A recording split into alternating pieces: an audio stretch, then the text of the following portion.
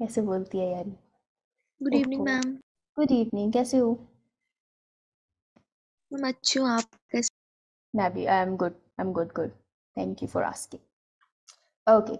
सो तो हम लोग स्टार्ट एक बार फिर बता दो। हाँ हाँ, तनिषा बता रही हूँ। तो न्यूज़ ये है कि दो न्यूज़ है। पहले तो हम लोग मंडे से, ठीक है, मंडे से स्टार्ट करने वाले हैं for next 9 days.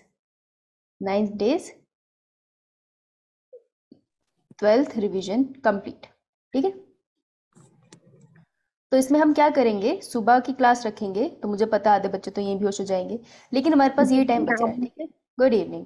6 AM class होगी रिवीजन की, और सबको पता है 6 AM to 7 ही है सिर्फ, इससे ज़्यादा नहीं बढ़ाते अपना। ठीक है। 6 AM to 7 की क्लास होगी, जिसमें हम कुछ बहुत इंपॉर्टेंट चैप्टर्स कवर करेंगे। वो इंपॉर्टेंट चैप्टर जिससे क्वेश्चन के आने के चांसेस बहुत ज़्यादा है। ठीक है। तो हम इस 1 घंटे की क्लास में उनके कुछ इंपॉर्टेंट टॉपिक कवर करने की कोशिश करेंगे। जैसे अगर मैंने इकोलॉजी ले लिया, और मुझे पता है कि उसमें जो रिलेशनशिप होता है एनिमल्स के बीच में, वो मेंसलिज्म म्यूचुअलिज्म, उससे क्वेश्चन आता ही आता है, तो वो टॉपिक रिवाइज करेंगे। ठीक है। तो हम ऐसा करेंगे कि हर चैप्टर से जो मेजर पार्ट है ना, जिससे क्वेश्चन आने के बहुत ज्यादा चांसेस है, उसको रिवाइज करते हुए चलेंगे। तो 9 डेज में हम, मतलब बेसिकली दिसंबर के अंदर हम अपनी 12th कंप्लीट करके चलेंगे। ठीक है। और 12th का हर एक चैप्टर मैंने पढ़ाया हुआ है तुम्हें, करेक्ट? Yes ma'am. ठीक है। तो ये एक्स्ट्रा क्लास सिर्फ रिवीजन क्लास होगी। मैं एक्स्ट्रा क्लास में कभी नया टॉपिक नहीं पढ़ाने वाली, रीजन बीइंग कि न्यू टॉपिक के लिए ये क्लास ऑलरेडी होती है। तो अगर कोई रिवाइज नहीं करना चाहता, किसको है कि मैं खुद ही रिवाइज करूंगा, मुझे नहीं सुबह उठना, so that is also fine, वो आपकी चॉइस है। राइट। एक बार मेरे सामने रिवाइज करना मेरा काम है, बट अगर आपको खुद से रिवाइज करना, वो भी कर सकते हो, आपकी चॉइस है। रिवीजन क्लासेस की हम रिकॉर्डिंग नहीं देते, ठीक है, क्योंकि वो रिवीजन क्लास के लिए जो सुबह उठ के आएगा, स्पेशल अटेंशन उसी को मिलती है। राइट। तो उसके लिए आपको एफर्ट्स करना पड़ेगा। खुद रिवाइज कर सकते हो, खुद कर लो, सबका अपना पैटर्न है ना, तो जबरदस्ती नहीं है। तो पहली न्यूज ये थी कि हम करेंगे 9 डे का चैलेंज। तो मैंने कहा था ना मैराथन रन करेंगे, तो हम मैराथन रन करेंगे 9 डेज का। ठीक है। Done. Done ma'am. Okay. Done ma'am. Okay. उसके बाद इस साल का खत्म होने से पहले आपके लिए एक आएगा सरप्राइज। येलो कलर कहाँ है? आज मेरे भतीजे का हैप्पी बर्थडे और उसका फेवरेट कलर येलो है। हाँ, हमारे घर नहीं आएगा, इधर ही आएगा। मेरे भतीजे का फेवरेट कलर येलो है, तो उसको आज बर्थडे पे क्या मिल रहा है? येलो कलर की साइकिल, जिसके ऊपर वो रेड कलर का हेलमेट पहनेगा। मैम मेरी मैंने तरफ से हैप्पी बर्थडे। Thank you. मैंने उसको पूछा कि तू येलो कलर की साइकिल पे रेड कलर का हेलमेट क्यों पहनेगा? कह रहा अच्छा लगता है। मैं ठीक है भाई, तेरे को अच्छा लगता है तो पहन। होते हैं बच्चे। वो टैक्सी लगेगा। है, उन्हें लग तो मुझे यही रहा है। क्या कर सकते हैं। थैंक यू अस्मिता। सो तुम्हारे लिए एक सरप्राइज है फॉर दिसंबर। क्या सरप्राइज होगा वो मैं तुमको अभी नहीं बता सकती। फिर वो सरप्राइज, मतलब सरप्राइज भी कोई बताता है क्या? हद हो गई। ठीक है। मैम सिर्फ सरप्राइज ही है कि आगे टेस्ट भी लगा रहे हो आप? सरप्राइज टेस्ट तो नहीं है? नहीं नहीं, सरप्राइज टेस्ट नहीं। अरे नहीं नहीं, तोबा तो ऐसे पाप नहीं करती मैं, मेरे को भगवान से डर लगता है। भगवान कहेंगे जिस चीज को तुम खुद पसंद नहीं करते थे, दूसरों को अब वो खिला रहे हो, बिल्कुल भी नहीं। मैम हाँ। सिर्फ तरफ से है कि बाकी टीचर्स की तरफ से भी? सरप्राइज है, चुप करके बैठ जा, वो सवाल पूछ रही है, ये कहाँ से निकाल यार सकते हैं इसको मैम क्लास अब से? धक धक हो रहा है। अच्छा, अब सुनो, एक थोड़ी सी है न्यूज जिसमें होगा थोड़ा कष्ट। तो देखो, बहुत सारी खुशियां आती है तो थोड़ा सा गम तो आता ही है ना, तो थोड़ा सा गम ले आते हैं। कष्ट, थोड़ा सा कष्ट है कि हमें पता है ये बात कि हम लोग पूरा 12th का सिलेबस। अच्छा, स्क्रीन दिखाई दे रही है? Yes ma'am. मैम। मैम यो मैम। ओके, कुछ बच्चों को नहीं दिख रही है, जस्ट अ सेकेंड। अब दिखाई दे रही है स्क्रीन? मैम। क्या दिख रहा है? कष्ट। मैम कष्ट। येलो कलर का गिफ्ट। हाँ बेटा, कष्ट दिख रहा है। तो कष्ट में देखो ये है कि हमें पता, हम सिलेबस तो पूरा करवा नहीं पाएंगे, है ना, कितना मर्जी में कल्लू हो तो नहीं पाएगा। एक्स्ट्रा क्लास में मैं सिलेबस नहीं कराना चाहती, मुझे पता आधी क्लास का मिस हो जाएगा, लेकिन ये तो गलत बात है ना। सीखने का मौका तो हर किसी को मिलना चाहिए, राइट। अगर वो नहीं सुबह उठ पा रहा तो उसका मतलब ये थोड़ी ना वो सीखने का मौका नहीं मिलेगा उसे। तो कष्ट वाली बात ये है कि हम सारा चैप्टर नहीं करा पाएंगे। तो तुमको पता होना चाहिए कि कौन सा चैप्टर मैं तुम्हें पढ़ा नहीं पाऊंगी। देखो, जब हम रिवीजन स्टार्ट करेंगे, रिवीजन हम स्टार्ट करेंगे फेब्रवरी के मिड में। फेब्रवरी के मिड में देखो, दिसंबर में 12th रिवाइज होगी यहाँ पे। इसके बाद मैं 12th रिवाइज नहीं कराऊंगी, पूरे जनवरी में मैं तुमको 11th अच्छे से करवाऊंगी, पढ़ाऊंगी भी, रिवाइज भी कराऊंगी। ठीक है। 11th जनवरी में रिवाइज इसलिए कराऊंगी क्योंकि जो स्कूल का बच्चा है उसके पास जनवरी का टाइम है, उसके बाद वो अप्रैल एंड में पेपर से पहले पढ़ सकता है, फिर तो नीट ही आ जाएगा, है ना। और स्कूल के साथ तुम नीट क्रैक कर सकते हो, ये कंफर्म है, आराम से कर सकते हो क्रैक, इतना तुम्हारे पास टाइम है अभी। तो जनवरी में हम लोग 11 पे फोकस करेंगे। अब जिनके बोर्ड्स के एग्जाम होंगे, तो जिनके बोर्ड्स के एग्जाम होंगे उनको परेशान होने की जरूरत नहीं है, क्योंकि सारे 12th के लेक्चर्स की हमारे पास रिकॉर्डिंग पड़ी होगी। तो जिसको लेक्चर्स की रिकॉर्डिंग चाहिए वो ले सकता है। एक्स्ट्रा क्लास जब हम रखेंगे रिवीजन क्लास, तो वो वहाँ पे वो टॉपिक ला सकते हैं कि मुझको ये चैप्टर नहीं आता या फिर मुझे सीड जर्मिनेशन नहीं आता, ठीक है, तो उसको वो वाला टॉपिक सारा पढ़ा देंगे, राइट। तो कोई प्रॉब्लम नहीं होने वाली। ओके, सो आप इजीली, मतलब आपका 12th की तैयारी साथ साथ चलती चली जाएगी पूरे जनवरी में, तो उसमें कोई भी प्रॉब्लम नहीं होगी किसी को, ठीक है। ऑलराइट, जो एलिजिबल है वो तो देंगे ना क्षमा, राइट। सो 12th की तैयारी तो चलती रहेगी आपकी बोर्ड्स की। हम जनवरी में 11th पे फोकस करेंगे। अब 11th में कुछ चैप्टर्स है जो मैं नहीं छू पाऊंगी अगर मुझे बाकी के चैप्टर ढंग से पढ़ाने हैं, राइट। तो 11th में जो मुझे कंफर्म करना है, ये जो तुम्हारा डाउट है ना, ये मैं तुम्हें संडे को एक बार पूरा नीट का पैटर्न बता दूंगी। तो संडे को 15 मिनट में तुम्हें पूरा नीट ही समझा दूंगी, बात खत्म हो जाएगी सबकी। जो चैप्टर हम कवर पक्का करेंगे वो है प्लांट फिजियो, क्योंकि प्लांट फिजियो से क्वेश्चन आने का चांसेस आने ही है क्वेश्चन वहां से बहुत सारे, ठीक है। और एक होता है हमारी ह्यूमन फिजियोलॉजी, जिसके 2 चैप्टर तो अभी भी हो ही चुके हैं, बाकी के मुझे कवर कराने हैं, राइट। तो प्लांट फिजियोलॉजी के 4 चैप्टर, जिसमें से एक आज खत्म हो जाएगा, और ह्यूमन फिजियोलॉजी के बाकी के चैप्टर, तो ये 2 तो मैंने पक्का कवर कराने हैं, चाहे धरती इधर से उधर हो जाए, ठीक है। इसके साथ जो पक्का कवर करवाऊंगी वो है सेल साइकिल, सेल डिवीजन और cell the fundamental unit of life, वो करे बिना तुम नहीं जाओगे। और इसके अलावा एक बेसिक टिश्यू का जो चैप्टर होता है, जिसमें मैं तुम्हें ऑर्गेनेल्स नहीं, मतलब वो नहीं करा पाऊंगी, अर्थवॉर्म या कॉकरोच, लेकिन मैं तुम्हें टिश्यू पूरा करा दूंगी अच्छे से, क्योंकि टिश्यू से क्वेश्चन आ जाते हैं, राइट। तो ये वाला पार्ट तो मैं तुमको कराऊंगी, और प्लांट किंगडम में ऑलरेडी करा चुकी हूँ। तो प्लांट किंगडम को अगर किसी को रिकॉर्डिंग चाहिए होगी जनवरी में, तब करना, अभी मत जाना 11th पे, अभी तुम यही फोकस करो, राइट। तो ये टॉपिक मैं जरूर कराऊंगी। तो बेटा जो नहीं कराऊंगी वो सुन लो, जो नहीं कवर होगा, नॉट कवर, तुम्हारे टेस्ट में उससे क्वेश्चन आएंगे, ठीक है तुम्हें, लेकिन मैं पढ़ा नहीं पाऊंगी, जो टीचिंग वाइज मैं कवर नहीं कर पाऊंगी, दैट वुड बी सबसे पहले लिविंग वर्ल्ड। हाँ सिमरन, चला ले गाने, मैं पागल हूँ जो पढ़ा रही हूँ, है ना, बंद कर गाने। दूसरा कौन सा, एनिमल किंगडम। तीसरा क्लासिफिकेशन वाला चैप्टर।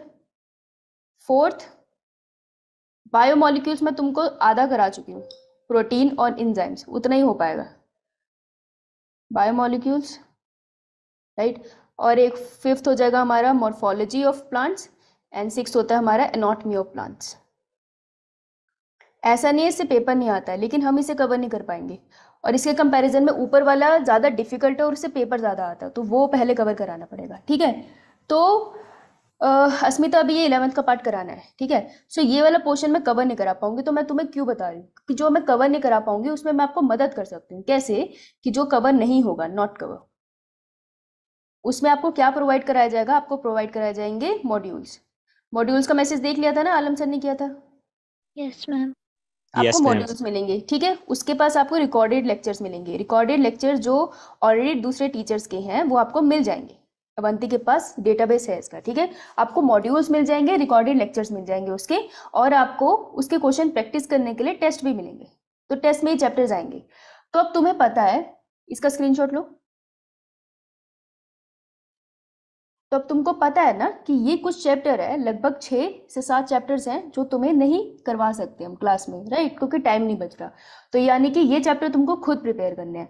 तो हर हफ्ते एक चैप्टर का टारगेट रख लो तो ईजी हो जाएगा। जैसे लिविंग वर्ल्ड है, मैंने डिसाइड कर लिया इस हफ्ते मैं लिविंग वर्ल्ड पढ़ लूंगी, ठीक है। तो तुम लिविंग वर्ल्ड पढ़ो, और तुमको इसकी जो भी रिसोर्सेज प्रोवाइड करने हैं ना, जस्ट लेट मी नो। जो पढ़ने लगा है, आपको एक और मैम है अवंती की टीम से, वो अप्रोच करेंगे, आपसे बात करेंगे और आपको ये सारा स्टडी मटेरियल प्रोवाइड करेंगे, ठीक है। तो तुम्हें ये चैप्टर प्रिपेयर करने खुद से स्टार्ट करने, और स्ट्रैटेजी हमेशा वही रहेगी, आप पहले बस एनसीईआरटी पे फोकस करोगे, उसके बाद आप क्वेश्चंस लगाओगे, कौन से वाले, प्रीवियस ईयर, और उसके बाद आप कुछ एक्स्ट्रा पढ़ोगे, राइट। तो पहले ये दोनों को फिक्स कर लेना, मोस्ट प्रोबेबली इसी से क्वेश्चन निकल जाते हैं, ठीक है। तो ये आपका एक पैटर्न रहेगा, सो आपको इन्फॉर्म करना था मैंने इन एडवांस, राइट। बाकी तो हम करेंगे। इतना क्लियर सबको? ये मैम। आपका दिसंबर सरप्राइज आने से पहले आपको इन्फॉर्म भी करेंगे, तो उसके लिए थोड़ी सी तैयारी में आपकी भी मदद चाहिए होगी। मैम आज 3 लेक्चर है ना, हार्मोन्स का यस्टरडे कोई नहीं थी, हुई थी क्लास। हाँ बेटा 3rd लेक्चर है तनीषा आज हार्मोन्स का। चलो स्टार्ट करें आज का। Yes ma'am. ओके। और भाई किसी को अगर 6 बजे का लिंक नहीं मिलता है तो वो मुझे कॉल कर लिया करो, फोन ऑन होता है मेरा। और अगर मैंने नहीं आना होता मैं स्टेटस पे भी डाल देती हूँ, तुम्हारे नंबर सेव है, ठीक है। सरप्राइज तुम्हें दिसंबर खत्म होने से पहले एक मिल जाएगा, फिर जनवरी में तुम्हें कुछ और बार हाँ वर्षा, जो PYQ होते हैं ना प्रीवियस ईयर क्वेश्चन, वो हमें बताते हैं कि नीट वाले किस तरीके के क्वेश्चन पूछते हैं और वैसे ही मॉडिफाई होकर आ जाते हैं। तो इसलिए प्रीवियस ईयर क्वेश्चंस हम लगाते हैं ताकि हम समझ पाए एग्जामिनर का ब्रेन कैसे चल रहा है, राइट। हम एग्जामिनर को एग्जामिन कर लेते हैं उसमें, ठीक है। चलो okay let's start. So plant growth and development में हम लोग कौन सा होमन कर चुके हैं? Auxin, gibberellin and cytosine. Cytokinin, cytosine. तू साइटोसिन अलग से पढ़ के आई है। साइटोसिन किसका नाम है? हाँ शमा लिखो, साइटोसिन किसका नाम है?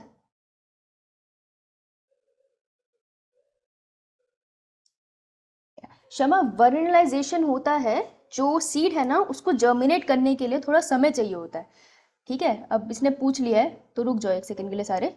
शमा का पूछना है वर्नलाइजेशन क्या है। तो जैसे ये शमा सीड है ना, तो ये सीड का तो कोट है, जैसे अंडे का शेल होता है, उसके अंदर होता है बेबी जिसको हम एम्ब्रियो कहते हैं, ये एम्ब्रियोनिक एक्सिस है। अभी एम्ब्रियो अभी तैयार नहीं है पूरी तरीके से कि सीड कोट फटे और ये बाहर निकले, तो इस एम्ब्रियो को अभी तैयार होना है। तो इसको तैयार होने के लिए चाहिए होता है थोड़ा सा लो टेम्परेचर का टाइम। हाई टेम्परेचर होगा ना तो सीड कोट फट जाता और इसे बाहर निकलना पड़ता, लेकिन ये अभी तैयार नहीं है। तो लो टेम्परेचर दिया जाता है क्योंकि सीड को समय मिले, सीड के अंदर बैठे एम्ब्रियो को समय मिले कि वो ग्रो कर पाए। तो जब एम्ब्रियो को समय मिलता है ग्रो करने का, फिर वो तैयार हो जाता है, एंड देन जब टेम्परेचर हॉट हो जाएगा, नॉर्मल जो भी ऑप्टिमम टेम्परेचर है मिलेगा, तब ये सीड क्या होगा, जर्मिनेट, और इसमें से तैयार हुआ हुआ एम्ब्रियो बाहर निकलना स्टार्ट होगा, ठीक है। तो वर्नलाइजेशन का मतलब ये होता है कि सीड को लो टेम्परेचर कंडीशन चाहिए होती है ताकि उसके अंदर बैठा एम्ब्रियो अपने आप को तैयार कर पाए for germination. Okay, this is known as vernalization. समझ आई? ओके ओके, अब नाउ हाँ, नीट की डेट आ चुकी है, संडे के लिए भी कुछ छोड़ दो, अब मैं चल रही हूँ। आज हम करेंगे एब्सिसिक एसिड, इथाइलिन और कुछ जनरल से कॉन्सेप्ट है जो आपसे इसमें पूछे जाते हैं। चलो इसी के साथ कोई देरी नहीं करते हुए नीट की डेट आ गई है? हाँ आ गई है। कब है? वो तो मैं तुझे संडे को बताऊंगी। एब्सिसिक एसिड, इधर आ जा।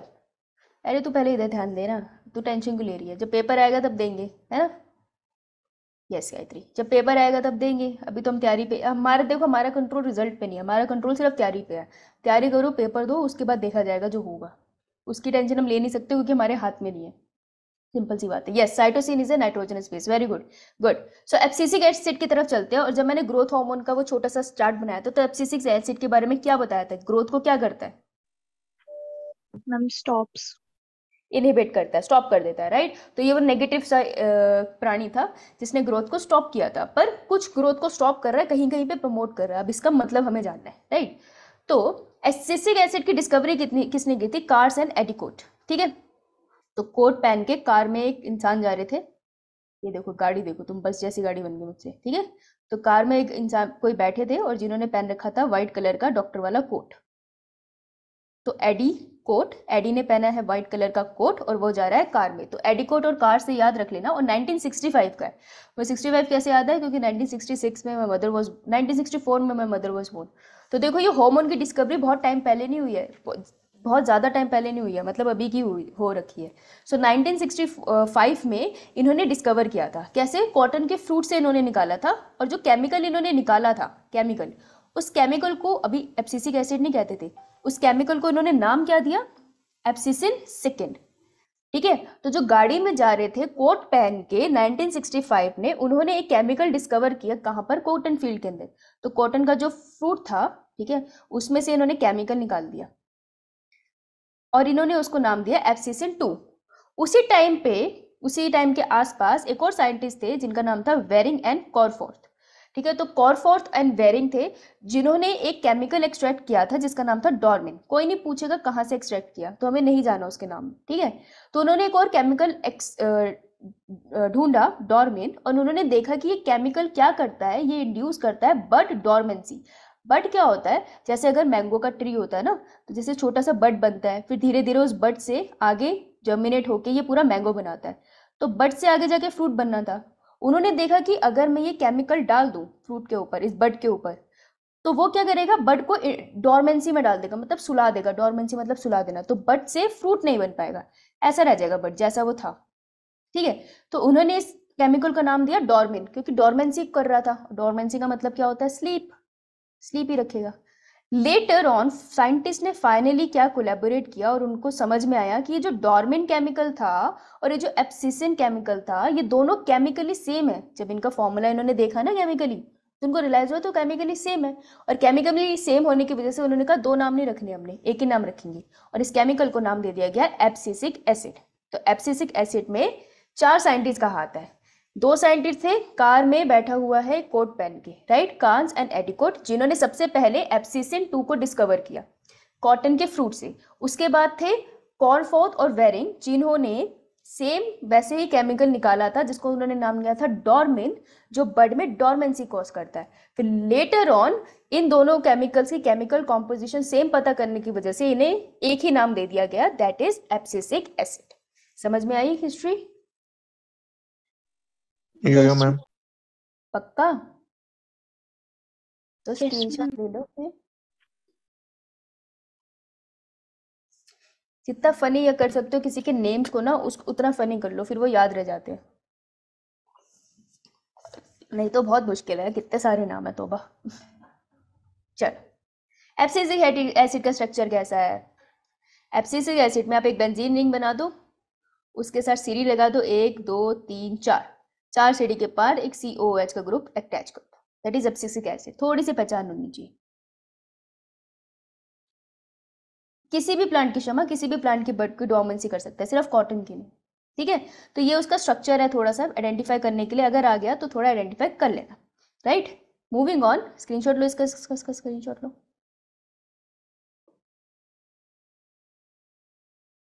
अब इसके कुछ फीचर्स है ना, तो इसके फीचर्स पढ़ लेते हैं, क्योंकि फीचर से ही आएगा।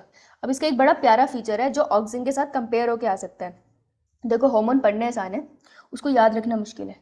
उसको याद रखने का सबसे अच्छा तरीका है उसको क्वेश्चंस लगाओ। तो मैं क्वेश्चंस लेकर आई हूँ, क्वेश्चंस लगाएंगे तो हमें याद हो जाएगा वो, ठीक है।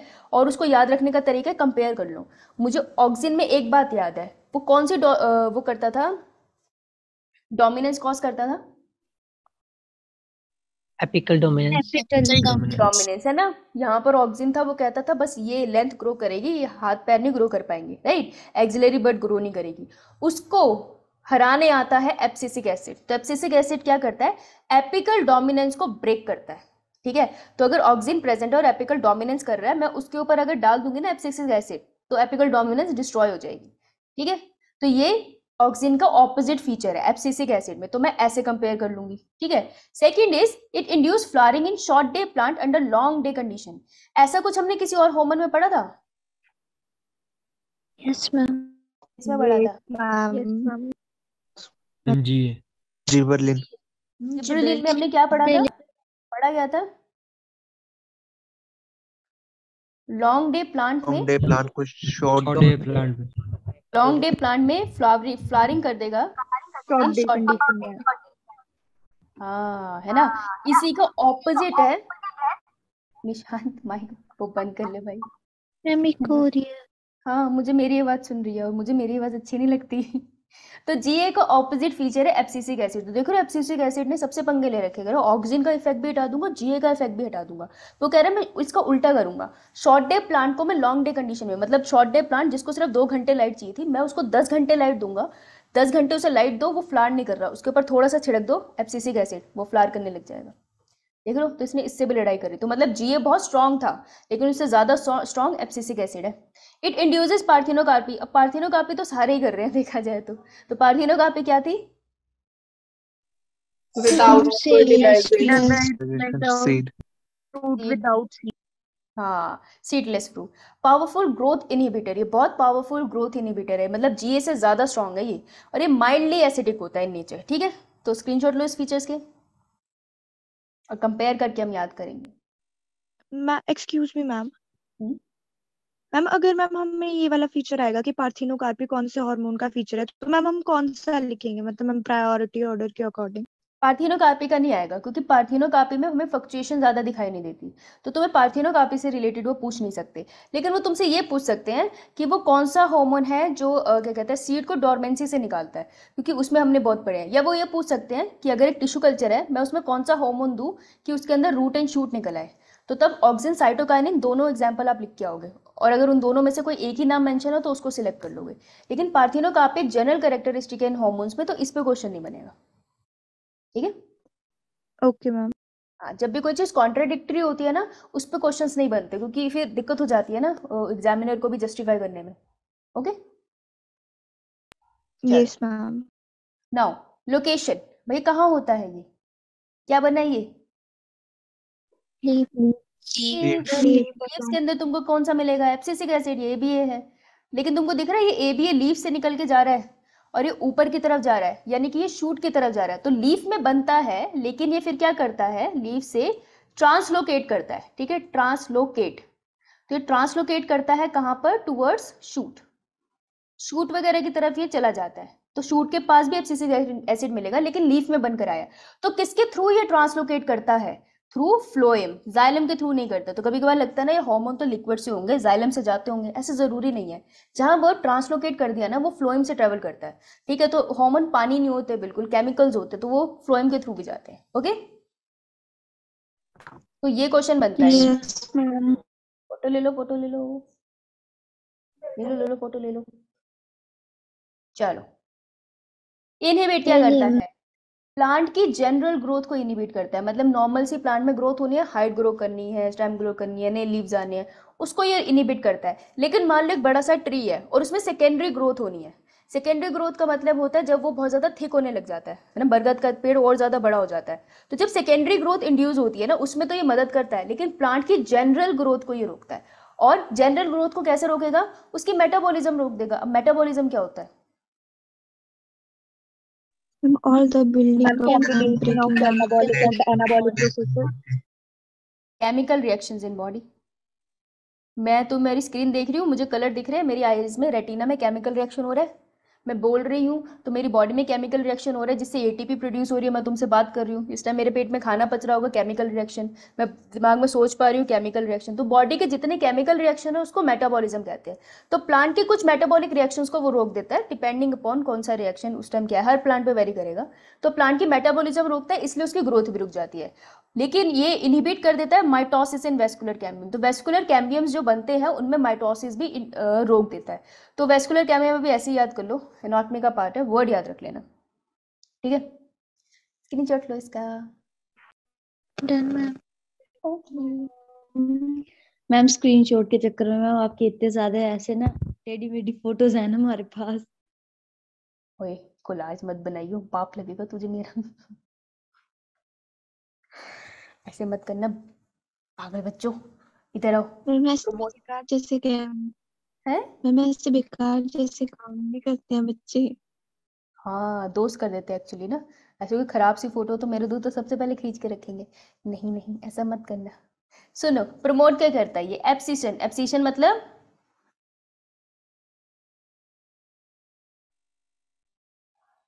फॉलिंग ऑल रूट कॉल कर देना। हाँ, एब्सिशन को ना सीजर से याद रख लेना, जैसे सीजन है तो सीजर है, तो ये तोड़ देता है, जो भी लीव्स वगैरह ओल्ड होते हैं ना उनको तोड़ता है। तो ऐसे नहीं कि हेल्दी लीव्स को तोड़ेगा, ये पहले लीव में सेनीसेंस कॉज करेगा, पहले लीव को ओल्ड करेगा, फिर उन लीव्स को तोड़ देगा।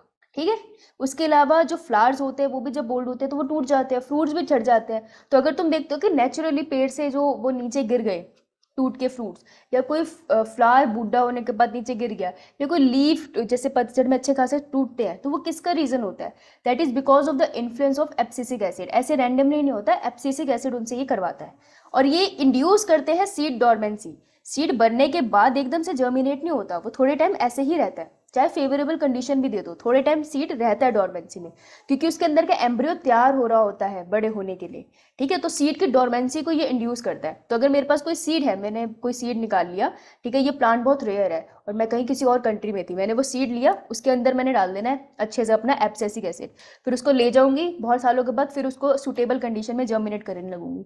तो इंड्यूस डोरमेंसी बहुत काम करती है, बहुत काम की चीज होती है, राइट। तो इंड्यूस डोरमेंसी भी करता है कौन? Abscisic acid. तो ये इसका फीचर है जिससे आएगा नीट का क्वेश्चन। बहुत स्ट्रॉन्ग इंड्यूसर है। अब अगर इंड्यूस आ जाए सीड डोरमेंसी और अब पूछे कौन सा हार्मोन है, तो तुमको एब्सिसिक एसिड पे अगर ऑप्शन है तो इस पे ही टिक करना है, क्योंकि ये सबसे स्ट्रॉन्ग है, ये तो जिब्रेलिन से भी स्ट्रॉन्ग है ना। Okay Asmita? Yes ma'am. Alright, screenshot ले लिया? Yes ma'am. Good. Now can I call it a stress hormone? Plant में काफी स्ट्रेस कर रहा है, ये स्ट्रेस हार्मोन कह दो इसको? Yes ma'am. Yes ma'am. तो ये है नीट का क्वेश्चन, इसे स्ट्रेस हार्मोन कहते हैं। इतने सारा स्ट्रेस तो कर दिया इसने, तोड़ फोड़ मचा दी है, सीड को सुला दिया है, सब कुछ तो यही कर रहा है। नेगेटिव कहीं का ग्रोथ भी रोक कर रखी है, स्ट्रेस कर दिया इसने, तो स्ट्रेस हार्मोन नहीं है, एब्सिसिक एसिड। अब देखो वाटर के स्ट्रेस में क्या करता है, वाटर की स्ट्रेसफुल कंडीशन है, ठीक है, पानी वैसे पानी मिल नहीं रहा है पौधों को, है। तो जब भी वाटर स्ट्रेस होता है प्लांट के अंदर, तो क्या होता है, पोटेशियम आयन की कॉन्सेंट्रेशन को ये इंक्रीज कर देता है। इन्वायरमेंट से लेके पोटेशियम आयन की कॉन्सेंट्रेशन प्लांट के अंदर इंक्रीज करता है। जब आयन कॉन्सेंट्रेशन इंक्रीज हो जाती है तो उससे स्टोमेटा क्लोज हो जाते हैं, ठीक है। अब मैं जब तुमको ट्रांसपोर्ट पढ़ाऊंगी तब स्टोमेटा का कॉन्सेप्ट पढ़ाऊंगी, अभी के लिए तुमको याद ही रखना पड़ेगा कि स्टोमेटा क्लोज हो जाते हैं जब पोटेशियम आयन कॉन्सेंट्रेशन इंक्रीज होती है। तो जब पानी की कमी होती है तो ये क्या करता है, लीफ के ऊपर जितने स्टोमेटा उनको क्लोज कर देता है, ताकि ट्रांसपीरेशन से जो बचा हुआ पानी है वो भी उड़ ना पाए। तो ये एक अच्छा काम करता है ना, गुड डीड।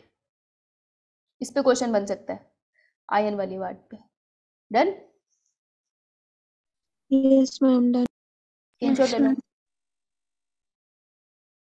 Done ma'am. अब इथाइलिन, यानी कि हमारा एब्सिसिक एसिड यही खत्म हो गया। छोटा था ये, ज्यादा नहीं पढ़ना है इस पे। अब पढ़ेंगे इथाइलिन। तो इथाइलिन से हमें क्या याद है? Ma'am can act as both inhibitor as well as promoter.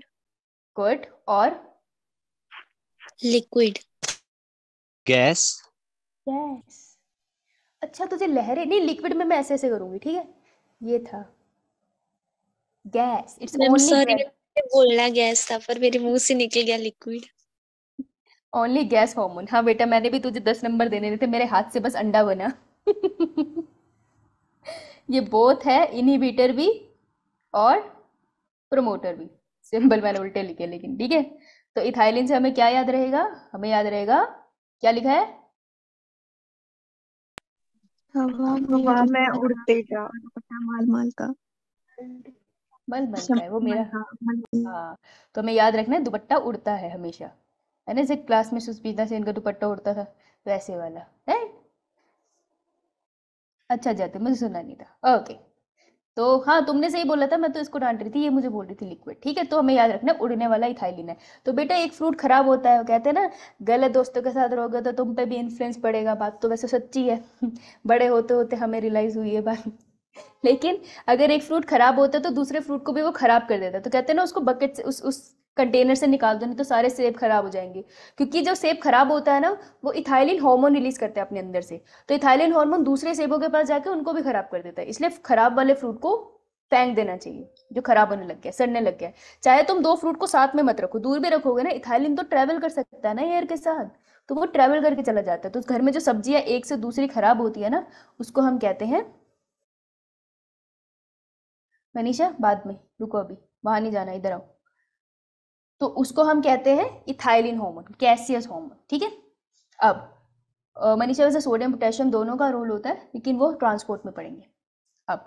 अब इसकी डिस्कवरी इंटरेस्टिंग है। देखो ये गैसियस था ना, यानी इसमें कुछ यूनिक था। और हमें याद है ना मेंडल के कॉन्सेप्ट से कि यार उसने जब मैथ की बात करी तो किसी ने मानी नहीं, क्योंकि उसने यूनिक बात करी। इथाइलिन के साथ भी वही भेदभाव हुआ। इथाइलिन 1960 तक कोई मानता ही नहीं था ये ग्रोथ हार्मोन है, प्लांट ग्रोथ हार्मोन, पीजीआर की कैटेगरी में कंसीडर नहीं करते थे इसको। लेकिन फिर क्या हुआ, फिर दुनिया की बहुत अच्छी चीज हुई, दैट इज एक साइंटिस्ट ने बर्गर खाया, ठीक है। तो जब बर्गर खाते हैं तो फिर दिमाग चलने लग जाता है, टेस्टी सा बर्गर खाओ, तो क्योंकि मुझे बर्गर बहुत पसंद है, लेकिन मैं अवॉइड करती हूँ, लेकिन मैं फिर भी खा लेती हूँ, मुझे बहुत पसंद है। तो फिर जब बर्गर खाया तो बर्गर से दिमाग की बत्ती जली और बोला अरे रे रे ये हार्मोन है। तो याद रखना, एक साइंटिस्ट थे जिनका नाम था बर्ग। तो बर्ग ने 1962 में बोला, वो बर्गर खा रहे थे, उन्होंने बोला शट अप, ये हार्मोन है, और फिर सब मान गए। एक्सपेरिमेंट भी उन्होंने प्रूव किया, लेकिन हमें एक्सपेरिमेंट करना ही नहीं है। ठीक है, ऑलराइट, डन। Yes ma'am. ठीक है, अब ये एक प्रमोटर भी है और एक इनहिबिटर भी है, तो हमें पहले से पता है। अब क्या बता रहे हैं हमें, तो स्क्रीनशॉट ले लो इसका, लिख सकते हो बर्गर खाया, खाओ, एक सेकेंड, दिमाग की बत्ती जलाओ। चलो स्क्रीनशॉट ले लो, चल। Yes ma'am. अब इसका आता है Yes, ma'am. स्ट्रक्चर। इसका स्ट्रक्चर है सबसे इजी। क्या दिख रहा है तुम्हें, क्या फॉर्मूला बनेगा? Ma'am, C2H5 C2H5। अच्छा, इतनी अच्छी मैथ है तेरी। C2H4 दिख नहीं रहे, देखो 4 हाइड्रोजन है, चिप 5वां हाइड्रोजन कहाँ से आ गया? कुछ भी बोलती है लड़की। C2H4 इसका फॉर्मूला तो कोई भी पहचान सकता है ना, तो ये थाइलिन का फॉर्मूला है। ठीक है, C2H4। नाउ ये कहाँ सिंथेसाइज होता है, सोचने की बात है। अगर मैं इसका एग्जाम्पल बताऊं तो वैसे तो थोड़ा अच्छा पिट सकती हूँ मैं तुम्हारे घर वालों से, धीरे से बताती हूँ। अरे जब कोई, एक्सक्यूज मैम, अच्छा ये ले प्रीवियस स्लाइड देख भाई, तू पहले मेरी बात ना सुनियो है। इसका एग्जाम्पल बताती हूँ धीरे से। देखो जैसे जैसे एज होती जाती है ना, तो डाइजेस्टिव सिस्टम ना खराब होता चला जाता है। ठीक है, तो जैसे मेरी मम्मी सुन लेते तो भैया मुझे तो बहुत ही पड़ती। तो जैसे जैसे कोई एज होती जाती है ना, डाइजेस्टिव सिस्टम खराब होता जाता है। तो जब डाइजेस्टिव सिस्टम खराब होता जाता है तो क्या होता है, डाइजेशन नहीं होती। डाइजेशन नहीं होती तो क्या होता है, उप्स, क्या होता है, क्या होता है?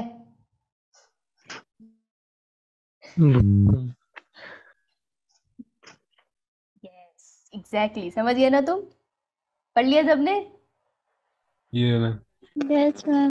यस, तो इससे याद रखना है, तो गैसीय होता है ना, तो ये है gaseous hormone ethylene.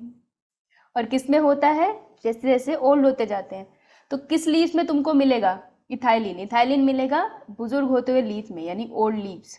Old leaves में बहुत इथाइलिन होता है। और तुम्हें मिलेगा कौन से वाले फ्रूट्स में, रॉटिंग फ्रूट्स, बहुत सारे इथाइलिन। और तुम्हें कौन से वाले फ्रूट में मिलेगा, जो हमारे कौन से हो रहे हैं, राइपनिंग फ्रूट, जो बहुत पकने वाले हैं, इसलिए उनसे थोड़ी अल्कोहलिक सी स्मेल भी आती है, इथाइलिन की वजह से होती है वो। ठीक है, राइट, याद रह जाएगा। Yes ma'am. Yes, yes ma'am. ma'am. Okay, shot ले लो, सारा छुपा लो। Done, ma'am. ओके, प्रिकर्सर कौन सा है इसका? पिछले वाले का प्रिकर्सर नहीं कराया, वहां जरूरत नहीं थी। इसका प्रिकर्सर कौन सा है, देखो प्रिकर्सर मिल जाए, प्रीवियस जल्दी लो फोटो। ले लिया मैम। नहीं नहीं, मेरी रूममेट है, लेकिन तुम्हारी मम्मी पीछे बैठी है ना, मेरे को हिमाचल से फ्लाइंग चप्पल आ सकती है। प्रिकर्सर कौन है इसका? मिथ्योनिन। मिथ्योनिन मॉलिक्यूलर बायोलॉजी में कहाँ पढ़ा था, बहुत ही फेमस चीज है। क्या है मिथ्योनिन? AUG में अमीनो एसिड है ये। Ketelcodone. और अमीनो एसिड का कोड क्या है, इसका कोडोन कौन सा होता है?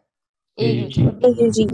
और हर AUG। प्रोटीन का स्टार्टिंग, हर प्रोटीन की स्टार्टिंग AUG से ही होती है। तो हर प्रोटीन, शरीर के हर एक प्रोटीन में सबसे पहला, सिर्फ प्रोक्रियोटिक और यूक्रियोटिक सेल में नहीं, प्रोक्रियोटिक सेल में भी, दुनिया में जितने प्रोटीन है सबसे पहला मिथ्योनिन ही है अमीनो एसिड। ठीक है, so first amino acid in every protein is methionine. और यही मिथ्योनिन प्लांट के पास भी है, क्योंकि प्लांट भी तो सेल ही है ना, तो वो यूज कर लेता है इस मिथ्योनिन को इथाइलिन बनाने के लिए। ठीक है, मिथ्योनिन, इथाइलिन।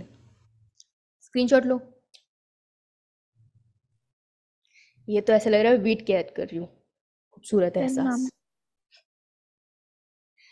ओके अब देखो फार्मर्स जो होते हैं वो चाहते हैं कि जल्दी से राइपनिंग हो जाए फ्रूट्स की, है ना, कि ये फ्रूट है मुझे भी मार्केट में सेल करने हैं अब ये, तो इसकी जल्दी जल्दी से ये पक जाए। तो उसके लिए फार्मर्स क्या कर लेते हैं, पाइप से उसको छिड़क देते हैं। तो फार्मर्स क्या कर लेंगे, इथाइलिन लिया और उसको मिक्स कर लिया पानी के साथ, ये सॉल्यूशन मिलेगा। और इस सॉल्यूशन को हम किस नाम से जानते हैं, एथोफोन। तो एथोफोन के फॉर्म में ये इसको छिड़क देते हैं अपने खेतों के ऊपर, तो जल्दी से फ्रूट्स फिर पक जाते हैं। ठीक है, तो बढ़िया बढ़िया से हमारे जल्दी जल्दी से हमारे सेब बन जाएंगे। अब सेब ऐसे नहीं लगते यार, तुम लगा लेना सही से, तुम मुझसे ज्यादा पता है। Then ethephon can come. Methionine, methionine, methionine is the precursor. सो रहा है तू, है उठ जा, खत्म होने वाले हार्मोन ही सो रहा है। चलो नेक्स्ट, स्क्रीनशॉट ले लिया, ये यस मैम। बता दिया करो, फोर्स तो दिया नहीं मैंने। अब इसके फिजियोलॉजिकल इफेक्ट, बस फिर उसके बाद ये हार्मोन वाला पार्ट खत्म, फिर मुझे जनरल पॉइंट्स बताने हैं तुमको, वो इजी है, चैप्टर में हार्मोन में मेहनत लगनी थी बस। फिजियोलॉजिकल इफेक्ट, बेटा फ्रूट राइपनिंग करता है, मतलब पकाना, फ्रूट को पकाना ये करता है। तो अगर पेड़ पे कोई फ्रूट लगा है, अभी वो कच्चा है, वो पकने वाला है, तो वो पक रहा है ना, उसमें इथाइलिन की कॉन्सेंट्रेशन भी बहुत ज़्यादा होगी इस टाइम पे, क्योंकि जो फ्रूट पकता है वो इथाइलिन की वजह से पकता है। प्रमोट सेनिसेंस, ओल्ड करता है फ्रूट को। फिर एब्सिशन भी करता है प्लांट के अंदर, जैसे लीव और जो बाहर नीचे गिरे हैं वो सब इसकी वजह से हो रहा है। Enhance root growth and root hair formation, बेटा रूट ग्रोथ और रूट हेयर फॉर्मेशन करवाता है ये इंटरेस्टिंग बात है। और कौन सा हार्मोन था जो रूट ग्रोथ के लिए रिस्पॉन्सिबल था, ऑक्सिन। तो अगर ऑक्सिन आया और इथाइलिन आया तो हम टिक करेंगे ऑक्सिन के ऊपर, क्योंकि उसका मेजर इफेक्ट है कि वो रूट की ग्रोथ कराता है, और इथाइलिन का मेजर इफेक्ट है कि वो सेनिसेंस करवाता है। ठीक है, Yes, okay ma'am. Ma'am. Initiation flowering in pineapple and mango, तो पाइनएप्पल एंड मैंगो में स्टार्ट करवा देता है फ्लावरिंग। और कौन सा हार्मोन था जो फ्लावरिंग कराता था पाइनएप्पल में, ब्रिलियंट। Really. तो हम उसे प्रेफरेंस देंगे, उस सेंस में वो ज्यादा स्ट्रांग था, क्योंकि जिब्रेलिक एसिड से जो सबसे ज्यादा स्ट्रांग है वो कौन सा हार्मोन है, ma'am abscisic abscisic acid, right, ethylene नहीं है ना। हाँ, तो जिब्रेलिन GA के ऊपर आप क्लिक करोगे अगर वो बोले पाइनएप्पल में फ्लावरिंग कौन कराता है, और अगर जिब्रेलिन और इस दोनों का नाम एक साथ दिया होगा ना तो एक साथ लिख सकते हो, राइट। तो बड़े चालाकी से, बहुत चालाकी से क्वेश्चन करना है। Break seed and bud dormancy, initiate seed germination in peanut, मूंगफली के दानों में जर्मिनेशन कराता है। पोटैटो के ऊपर वो व्हाइट व्हाइट से ट्यूबर लग जाते हैं, देखिए आपने, छोटे छोटे से बड से निकल आते हैं। Yes ma'am. हाँ, वो सब कुछ ये कराता है। तो मतलब अगर सीड सो रहा था, कौन सुला रहा था सीड को, एब्सिसिक तो सीड को उठाता कौन है, इथाइलिन हाँ, तो ये बेचारा सीड था। हाँ, ये बेचारा सीड था और सीड को उठा दिया इसने। उठाएंगे तो रोएगा ही ना, मैं तुम्हें सुबह उठाती हूँ तो थोड़ा तो तुम भी कोसते होगे, कहा सुबह सुबह आई। ऐसे सूत्रों से पता चला है कि कुछ बच्चों को कल जब 6 बजे की क्लास में हुई तो उनकी मम्मी ने उसे फिर भी 6 बजे उठा के घर के काम करवाए। क्या ये सच है? Yes ma'am. मैम सच ये है ना? गलत है सरास। बेटा कुछ सूत्रों का तो ये सच है, जिनके साथ ये हुआ है मेरी सिंपैथी उनके साथ है।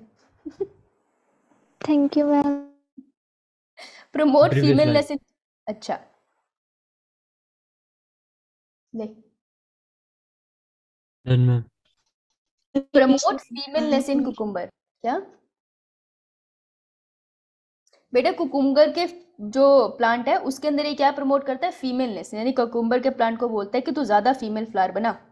मोर फीमेल प्लांट बनेगा, अगर मोर फीमेल फ्लावर होंगे तो ज्यादा क्या बनेगा, फीमेल फ्लावर से ही कुकुम्बर बनेगा, और कुकुम्बर। ठीक है, तो अगर कुकुम्बर में तुम चराना चाहते हो, बहुत सारे कुकुम्बर बनाना चाहते हो, तो उसमें थाइलिन डाल देना। बेटा लड़के क्यों नहीं घर के काम करते हैं, हमारे घर आओ, मेरे से पहले मेरा भाई उठ के वही काम करता है। हो, मुझे किचन में जाने नहीं देता है, पता नहीं क्या तोड़ेगी। मैं ही कर लेता हूँ। करते हैं, अब तो टाइम बदल गया है, नहीं करते तो उनसे करवाओ, उनको पता ही नहीं है काम करना है, भाई करा करो भैया काम। अब तो बड़े होके इंडिपेंडेंट रहते हैं ना, तो सब काम करना पड़ता है, लड़के भी करते हैं अच्छा, घर का काम, सफाई, खाना बनाना। लड़के बहुत अच्छा खाना बनाते हैं गैस, जितने मैं दोस्तों को जानती हूँ वो गरीब तो बहुत अच्छा खाना बनाते हैं। चलो release ethylene inhibit auxin synthesis. ये देख लो, इथाइलिन रिलीज हुआ तो उसने ऑक्सिन की सिंथेसिस रोक दी। तो जब बहुत ज्यादा इथाइलिन बनता है ना किसी रोटिंग प्लांट के अंदर, ठीक है, उसमें फ्रूट में रोटिंग हो रही है या फिर वो ओल्ड हो रहे हैं, जब वो पत्ते झड़ रहे हैं, उस टाइम पे ऑक्सिन की सिंथेसिस रोकता है, क्योंकि अभी सारा फोकस ना पतझड़ में पत्ते झड़ने के ऊपर होता है। तो ऑक्सिन की सिंथेसिस अभी वो रोकते हैं कि कितने पहले पुराने पत्ते झड़ने दे। जब पुराने पत्ते झड़ गए, इथाइलिन का लेवल कम हुआ, अब प्लांट ग्रो करता है।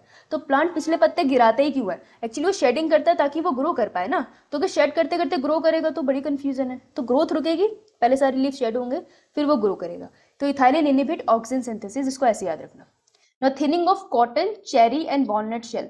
तो वो वाले वॉलनट खाया तुमने? कश्मीर के वो बहुत मिलते हैं यार, नाम भूल गई मैं उनका।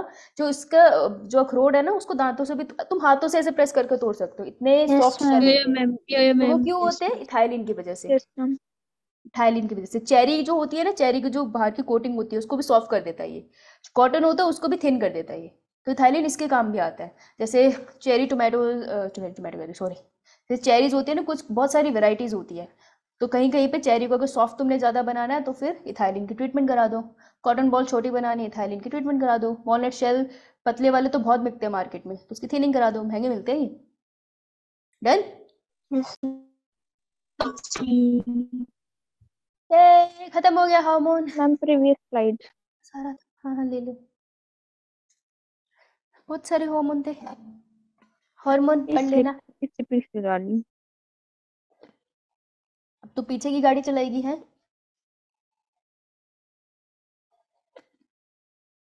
संसा कर रही हो तुम मुझे? हाँ शमा, मुझे बहुत खुशी डन मिल रही है, मैम। हार्मोन खत्म हो गए। Alright, let's move on.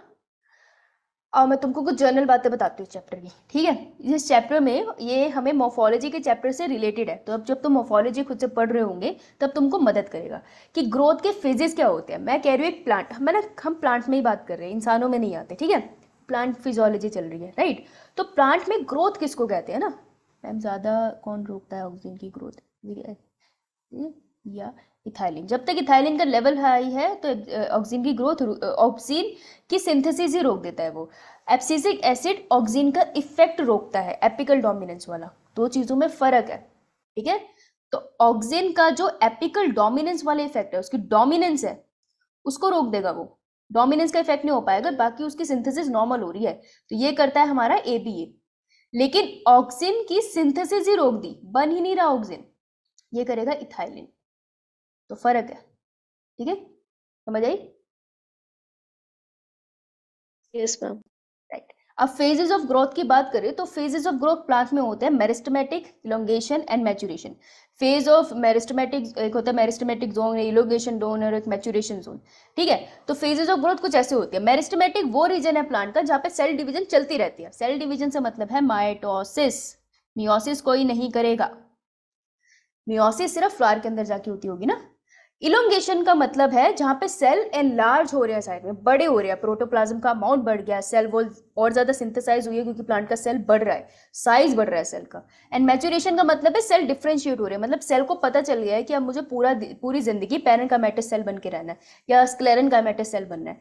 Different type of sales होते हैं ना प्लांट के अंदर, उसको पता चल गया मैंने अब जाइलन बन के रहना है या फ्लोएम बन के रहना है, तो वो मैच्योर हो गया, राइट? तो देखो मेरिस्टेमेटिक जोन, क्वेश्चन आ सकता है मेरिस्टेमेटिक जोन के ऊपर, तो हम इसको कैसे याद रखते हैं? अगर तुमने ये डायग्राम देखा होगा, अच्छा मैंने बनाया नहीं, बहुत बढ़िया। अगर तुमने रूट टिप का डायग्राम देखा होगा तो रूट्स ऐसे बनती है ना? तो हम देखते हैं कि जो बेस होता है रूट का, ओके बहुत ही गंदा डायग्राम है, अगले पेज पे बनाएंगे फिर हम। कहाँ है? यस, तमीज से बनाएंगे। तो अगर तुमने ये वाली पिक्चर देखी है एनसीईआरटी में, देखी है किसी ने? Yes ma'am. है ना? Yes ma'am. तो हम रूट्स की बात कर रहे हैं और रूट, एक रूट हम निकालते हैं, हम कहते हैं पहले तो उसको टॉपी पे ना दो, है ना? रूट टिप क्या होती है, रूट टिप क्या होता है उसके अंदर, ये तुम्हें आना चाहिए, तो इसी के आगे नोट बना लेना। रूट टिप के बिल्कुल पास स्पेशल सेल्स पड़े होते हैं, ठीक है? हाँ, गेमिट फॉर्मेशन में मियोसिस होती है बस। तो रूट टिप के पास ये जो स्पेशल सेल पड़े हैं, ये होता है हमारे मेरिस्टेमेटिक सेल। ध्यान से देखो, मेरिस्टेमेटिक सेल। तो ये इस रीजन को मैं क्या बोल दूंगी? Meristematic reason. मेरिस्टेमेटिक रीजन या मेरिस्टेमेटिक जोन, इसमें तो कोई रॉकेट साइंस नहीं थी, है ना। इसकी लेबलिंग आती है, तो ये इसकी लेबलिंग आती है, इसलिए जरूर है। अब देखो जो नया सेल यहाँ बनेगा, मतलब ये सेल डिवाइड होंगे, देखो येलो वाले सेल डिवाइड हुए, एक सेल ने डिवाइड होकर दो बना लिए, और ऐसे सेल यहाँ बनते चले जाएंगे। तो ये सारे सेल कहाँ जाएंगे, ये ऊपर की तरफ जाएंगे। तो नेक्स्ट रीजन जो आता है that is zone of elongation. तो जोन ऑफ इलोंगेशन क्या होता है, यहाँ पे जो सेल आते हैं वो डिवाइड तो कर नहीं सकते क्योंकि मेरिस्टेमेटिक सेल ही डिवाइड करते हैं, लेकिन ये सेल ना अपने आप को स्ट्रेच करते हैं ताकि इनका साइज इंक्रीज हो जाए। तो कैसे स्ट्रेच करेंगे, ये अपनी सेल वॉल को, देखो अगर एक सेल ऐसा था उसके आसपास सेल वॉल थी, अब इस सेल ने अपने अंदर प्रोटोप्लाज्म का अमाउंट बढ़ाया, तो सेल वॉल को भी तो बढ़ना पड़ेगा ना, तो नई सेल वॉल बनाएगा ये अपने आसपास, और राइट ऐसे होता है ना। तो जोन ऑफ इलोंगेशन में हमें ऐसे वाले सेल मिलते हैं जो अपना साइज इंक्रीज करते हैं, और लास्ट में आता है फिर साइज इंक्रीज हो गया, बढ़िया हो गया, अब क्या आएगा, मैचुरेशन, जोन ऑफ मैचुरेशन। अब यहाँ के सेल मैच्योर हो जाएंगे। मैच्योरेशन में क्या होगा, उनका डीएनए उनको सिग्नल देगा कि तुमको ना पूरी जिंदगी यही करना है, तो फिर वो वही काम करेंगे। और जोन ऑफ मैचुरेशन की एक खास बात है कि तुमको यहाँ पे रूट हेयर भी मिलेंगे, क्योंकि कुछ सेल्स को पता चल गया कि उनको रूट हेयर बनाने हैं, तो वो अब रूट हेयर बना देते हैं। तो zone of maturation is a site where तुम्हें रूट हेयर मिलेंगे। तो ये क्वेश्चन आ चुका है नीट में बहुत बार, सिर्फ यही मिलते हैं। Got it, yes ma'am. Screenshot लो इसका। 10 मैम। अब देखो सेम बात यहीं लिख दी ना मैंने, रिच होता है प्रोटोप्लाज्म में, मेरिस्टेमेटिक जोन के जो सेल्स होते हैं, प्रोमिनेंट न्यूक्लियस होता है उसका, बहुत क्लियरली न्यूक्लियस दिखेगा। सेल वॉल इनकी थिन होती है क्योंकि बार बार डिवाइड कर रहे हैं ना, तो एक सेल की सेल वॉल फटेगी, फिर डिवाइड करेगा, फिर नए सेल्स आएंगे, थिन होती है। इलोंगेशन वाले में सेल इनलार्ज होता है, डिवाइड नहीं होता है, और न्यू सेल वॉल भी फॉर्म होती है। मैच्योरेशन में सेल अटेन कर लेता है अपना मैक्सिमम साइज, और यहाँ पर होती है सेल डिफरेंशिएशन। डिफरेंशिएशन बताऊंगी अभी, टेंशन नहीं लेनी किसी ने, 3 टर्म्स है वो आ जाएगी अभी। डन इतना? Yes ma'am. और रुको, फिर रुकना क्या है, जल्दी स्क्रीनशॉट लो, भागेंगे आगे। ये तो छोटू ले मोटू बात, लिया है मैम। ये छोटू मोटू बात, अच्छा मेरे को पोज नहीं करने दिया तूने, ये छोटू मोटू बातें से पेपर आ जाता है। अब ग्रोथ का रेट कैसा होता है और 2 टाइप की होती है, एक होती है अरिथमेटिक और एक होती है ज्योमेट्रिकल, ठीक है। थोड़ा सा ये पार्ट तुम्हें तंग कर सकता है। अरिथमेटिक ग्रोथ कैसे दिखेगी तुम्हें, इवन नंबर में से 2 सेल थे, फिर 4 सेल हो गए, फिर 6 सेल हो गए, फिर 8 सेल हो गए।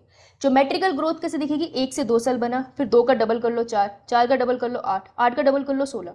तो ज्योमेट्रिकल ग्रोथ तुम्हें ज्यादा बड़ी दिखती है, ठीक है। तो ज्योमेट्रिकल ग्रोथ के आगे मैं एक और टर्म लिख देती हूँ कि ये होती है एक्सपोनेंशियल ग्रोथ, बढ़ते ही चले जा रहे हैं। और बढ़ते ही चले जाने वाले सेल्स को हम प्लांट में क्या बोलते हैं, जो हमेशा डिवाइड होते रहते हैं, मेरिस्टेमेटिक तो मेरिस्टेमेटिक सेल्स कैसी ग्रोथ शो करते हैं, ज्योमेट्रिकल। एरिथमेटिक, हाँ एरिथमेटिक ग्रोथ बाकी सेल्स शो करते हैं, ठीक है। आगे चलूं, स्क्रीनशॉट ले लूं। 10 मैम। तो ग्रोथ 2 टाइप की है, एरिथमेटिक एंड ज्योमेट्रिक। इसको मैथ थोड़ी थोड़ी आती है, उसके तो बल्ले बल्ले होगा, उसको तो ऐसे समझ आ जाएगा, इधर ले मैम को मैं पढ़ा देता हूँ, कोई बात नहीं, मेरे को पढ़ाने का मौका दो। Increase in growth per unit time is arithmetic growth, पहली डेफिनेशन ये। अब ग्रोथ होती कैसे है, देखो यहाँ देखना, जब मैं बना रही हूँ, एक सेल है, 1 सेल, इसने कहा चलो डिवाइड होते हैं। डिवाइड होगा कैसे, माइटोसिस से। आराम से देखना यार, यही समझ आ जाएगा, फिर दिक्कत नहीं होगी। माइटोसिस होने के बाद बनेंगे 2 सेल, है ना, क्योंकि मियोसिस से 4 सेल बनते हैं, माइटोसिस से तो 2 बनते हैं। अब इसमें से जो एक सेल है ना, वो कहेगा लिसन मैंने नहीं करना आगे डिवाइड, ठीक है, वो कहेगा मैं तो हो गया हूँ परमानेंट, ठीक है। तो मैं ये जो बना रही हूँ डार्क वाला, पिंक येलो वाला, ये है हमारे मेरिस्टेमेटिक, क्योंकि मेरिस्टेमेटिक सेल ही तो डिवाइड करेगा। तो एक सेल कहता है मैं तो हो गया हूँ परमानेंट, मुझे नहीं डिवाइड करना, तो अब ये डिवाइड नहीं करेगा आगे, ये मेरिस्टेमेटिक अपनी प्रॉपर्टी खो चुका है, लेकिन दूसरा मेरिस्टेमेटिक बना ना, राइट। अब जो मेरिस्टेमेटिक सेल बना है ये आगे डिवाइड करेगा, और ये 2 सेल बनाएगा, और 2 सेल फिर से ऐसे ही करेंगे। एक सेल तो नॉर्मल बनेगा जो कहेगा कि मेरे को आगे डिवाइड नहीं होना, दूसरा मेरिस्टेमेटिक बनेगा। तो देखो हर सेल डिवीजन के बाद तुमको दिख रहा है कि हर सेल डिवीजन में 2 सेल बन रहे हैं, जिसमें से एक आगे डिवाइड करता है और दूसरा आगे डिवाइड नहीं करता, राइट। तो इस टाइप की ग्रोथ को हम क्या कहते हैं, इस टाइप की ग्रोथ को हम कहते हैं एरिथमेटिक ग्रोथ है। समझ में आई बात? Yes ma'am. ये जो सेल ने डिसाइड किया है ना, मैं कभी डिवाइड नहीं होऊंगा, हो सकता है कभी वो डिवाइड कर जाए, दैट्स अ डिफरेंट कॉन्सेप्ट। लेकिन एरिथमेटिक ग्रोथ में याद कर लेना कि ग्रोथ स्लो भी होगी और क्या होगा, तुम्हें धीरे धीरे धीरे धीरे इंक्रीज दिखाई देगा ग्रोथ में, ठीक है। Slowly slowly slowly slowly growth में इंक्रीज दिखाई देगा, क्योंकि एक सेल डिवाइड होकर दो बना रहा है, जिसमें से एक सेल डिवीजन में जा रहा है लेकिन दूसरा सेल परमानेंट हो गया है। तो अगर मैं इसी को ग्राफ में प्लॉट करूं तो ग्राफ मुझे कैसा मिलेगा? ऑब्वियसली मैंने ग्राफ बनाया नहीं होगा, तो मुझे कुछ इस तरीके का ग्राफ है। देखो सेल पहले से प्लांट में प्रेजेंट था ना, तो मैं ग्रोथ कभी जीरो से स्टार्ट नहीं करूंगी, तो मैं वाई कोऑर्डिनेट पे क्या लिखूंगी? प्लांट। लेट्स से मैं बात कर रही हूँ ग्रोथ में प्लांट हाइट की, मैं वेट भी ले सकती हूँ, मैं हाइट ले रही हूँ प्लांट के लिए, ठीक है, विद रिस्पेक्ट टू टाइम। तो मैं समय के साथ देखूंगी कि प्लांट पहले तो जीरो से स्टार्ट नहीं होगा, ये चीज याद रखेंगे हम, ठीक है। तो लाइन थोड़ी ऊपर से स्टार्ट करो, क्योंकि प्लांट में कुछ तो ग्रोथ हुई होगी ना, मैं सीड लेवल से ऑब्जर्व नहीं कर रही हूँ, मैं थोड़ा प्लांट बड़ा हो गया तब से ऑब्जर्व कर रही हूँ। तो मुझे कैसा एक ग्राफ मिलेगा? मुझे एक स्टार्ट ग्राफ मिलेगा लीनियर सा, कि धीरे धीरे धीरे मैं देख रही हूँ कि प्लांट ग्रो कर रहा है, कि इस पॉइंट पे एक सेल बन गया जो अभी आगे डिवाइड कर रहा है, इस पॉइंट पे एक सेल आगे डिवाइड कर रहा है, ऐसे डिवाइड कर रहा है, तो स्लोली स्लोली ऊपर को जा रहा है ग्राफ। तो ये है हमारा लीनियर ग्राफ। तो कौन सी ग्रोथ में लीनियर ग्राफ आता है? Ma'am arithmetic. Arithmetic, right. इसका स्क्रीनशॉट लो।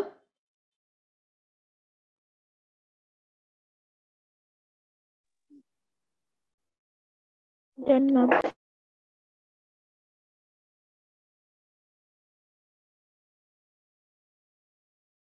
अब इसका एक फॉर्मूला है। पहली चीज तो न्यूमेरिकल नहीं आएगा, न्यूमेरिकल आएगा तो सारी वैल्यू दे रखी होगी, तुमको इन टर्म्स का मतलब पता होना चाहिए, ठीक है।